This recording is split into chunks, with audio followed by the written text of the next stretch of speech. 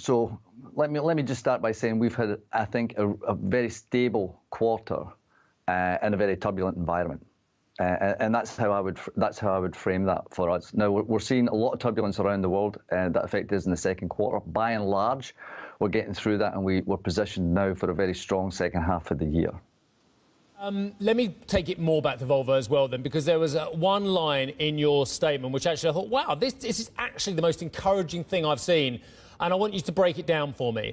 Volvo Cars said it's seen a marked improvement in the stabilisation of its supply chain. What do you mean by that, Jim?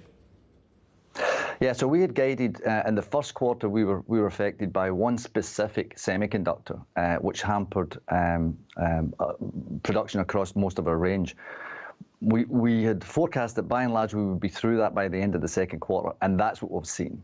So we're through those semiconductor issues. Of course, in the second quarter we were hampered by the lockdowns in China, and we have a large part of our supply chain which is in China. But with the China lockdowns now behind us, we're now, and with semiconductors back in full supply for at least Volvo Cars, that is, then we're positioned very well for a very strong second half to the year.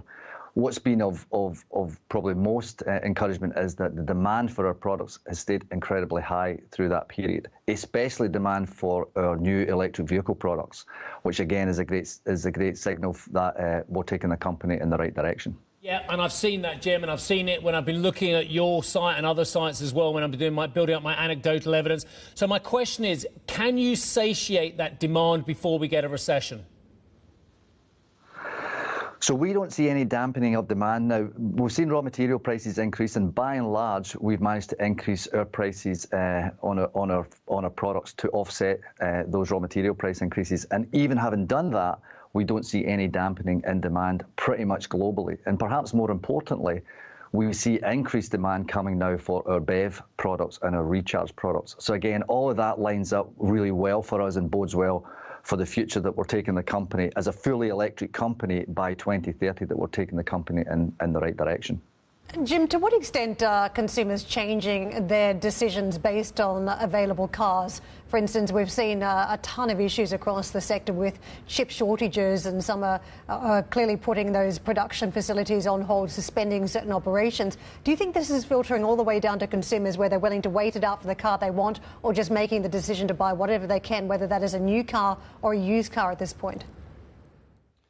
Yeah, we're seeing some differences around the world. The used car market obviously has been depleted as well, so people don't really have the option to just go in and buy on the second-hand market. And of course, the prices are much higher than they have been in the past as well, and that is pushing some consumer sentiment towards waiting on the extended lead times to buy the car of their choice. And I think we are definitely benefiting from that as well.